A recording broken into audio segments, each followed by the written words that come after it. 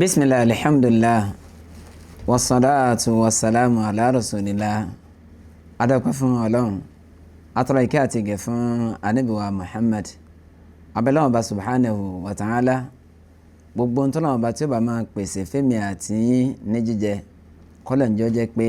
nípasẹ̀ halal òní yóò ti máa wá o kó wá fi àlùbáríkà sínú gbogbo tí ó bá fún wa kó láìpẹ́ méjì Ọlọ́run. Ìjókòó tó ní lágbára Ọlọ́run bá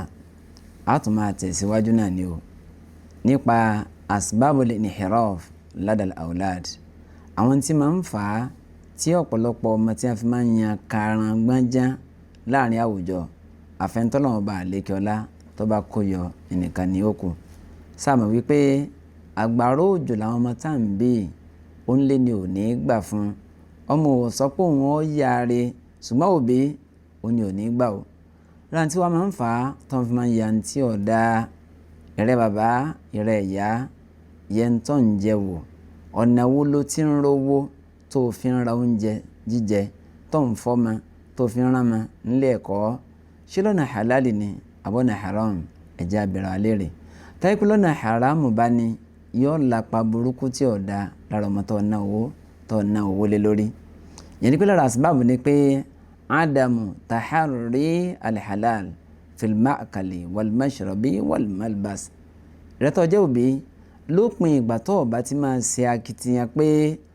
owó tó ná lọ́mọ rẹ lórí ọ̀nà àlàálì ibẹ̀ ló ti rí ò ní náwó àràmù lọ́mọ rẹ lórí tó ọba ti ṣe akitiyan lórí ilé ìtọ́ pé ọ̀nà àgbàjẹ́ rẹ kódà ọ̀nà àgbàmú rẹ kódà ó tún wà ń kó bọ́mọ rẹ náà nípasẹ̀ wípé ọ̀nà àràmù tó ti ń rówó ibẹ̀ náà ló ti ń fọ́mọ ló ń jẹjẹ yóò lápá burúkú lára ọmọ o kìí jẹ́ kọ́ ma kọ́ yáre o.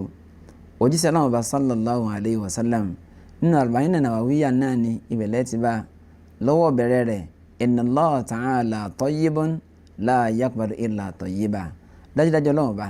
ọba tó mọ́ ni ọba tó dáa ni kò ní gbà nǹkan kan lọ́wọ́ ẹ̀dá àfi tó bá dáa.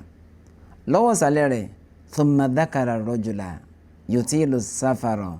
ath'atha aghbara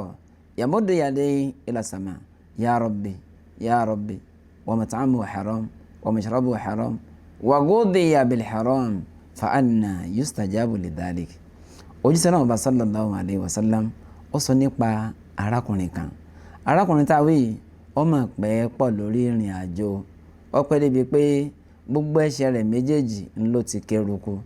irun orí rẹ̀ ó ṣe yẹtuyẹtu ó ti ta kókó gbà tí ò rojú ráyè bìnnà sí pé yóò wà tún irun ṣe. ṣùgbọ́n wọ́n ń bẹ lọ́run ọba àlékè ọlọ́ọ̀dá lóhùn léyìí tó ṣe pé lára àwọn ààyè mẹ́tẹ̀ẹ̀ta ìṣesí tẹ́ àdúrà ti máa ń gbà ìkànnù rẹ̀ arákùnrin ọwà ń bẹ thalathu da'awatin mustajabat. àwọn ìṣesí mẹ́ta kan bẹ tíyàn bá ibẹ̀ lọ́run ìgbà àdúrà yóò ṣẹlẹ̀ sónítàn. lára rẹ̀ dáwọ́tul musafir àdúrà tàbí èpè tí onírìnàjò tó bá ṣe àbádọ́ àtọ́ bá ṣe ìtẹ́wọ́gbà ní níwájú Ọlọ́run. ṣùgbọ́n tó ń tibẹ̀ náà ọbẹ̀rẹ̀ Ọlọ́run ọ̀dà lóhùn kò sí ní tọ́fà ju wípé wa mat'amuhu haram ọ̀nà àgbàjẹ́ rẹ̀ ọ̀nà àràmù ni ọ̀nà àgbàmú rẹ̀ ọ̀nà àràmù ni. aṣọ tuntun wà sọ́rùn náà ọ̀nà tí ọ̀dà ló ti rówó tó fi kójọ tí ì rà á. ìgbà táwọn òbí rẹ̀ ó tún wá kó bá wa ghudhiya bil harami oúnjẹ àràmù ni a fi tọ́ dàgbà ẹni tó rẹ̀ bá rí báwọn fa anna yustajabu lidhalik. bó o làdúrà rẹ̀ ṣe fẹ́ gbà bó o lọ́wọ́ bàbá àlekè ọlábàwò ni ó ṣe dá lóhùn. yẹnni pé rẹ̀ tó jẹ́ bàbá àti ìyá wọlé ọ̀nà halali ọ̀pọ̀ kọjá bó ṣe yẹ. má bá wọn dásà pé kò sí àlàálì kankan mọ́ àràmù tó kù gan wọ́n ń jìjàdùn rẹ̀ ọ̀nà mélòó ló ti wá àlàálì dé tó o ti bá lọ sákìn ẹlẹ́mbẹ̀rún lọ sámúsùn lórí màálù nìkan ṣoṣo iṣẹ́ bíi mẹ́wàá èyí ó ṣe lára rẹ̀ ẹjẹ́ abẹ́rẹ́ Ọlọ́run. arákùnrin wa bá Nàbí sallallahu alaihi wasallam onírò jíṣẹ́ lọ́wọ́ bá ń bẹ lọ́wọ́ bá kó ṣe mí ní mujaba du'a tí bá ti ń bẹ lọ́wọ́ tọ́lọ́wọ́ bá tí ó máa dán lóhùn níta Nàbí sọ fún mi wípé ìnà àgbàjẹ́ ọ̀nà àgbàmú rẹ̀ jẹ́ ọ dára. ẹni pé ìfowó àràmù tọ́ máa kì í jẹ́ kọ́ mọ́ ọ́ yà rẹ o. ẹ̀gbọ́n táwọn Yorùbá wí ni wọ́n ní owó onírú owó oníyọ̀ ẹnìkan wá kójọ ó lóun fi rọkọ̀ ọkọ̀ wọn dànù o tí lórí àwọn tá a jẹ́ àfáà náà nígbà tí ẹ bá lọ òde ẹ pa 10,000 naira ẹ̀yin mẹ́fà ńlẹ̀ lọ wọ́n á ní wọ́n là àfáà gbà ọwọ́ á kó 8,000 wọ́n á ní káwọn yòókù ọmọ àjàsí 2,000 ẹ jẹ́ á bẹ̀rù ọlọ́run abẹ́lẹ́wọ̀n bá subhanahu wa ta'ala oúnjẹ halali ọlọ́run máa fáwọn jẹ́ o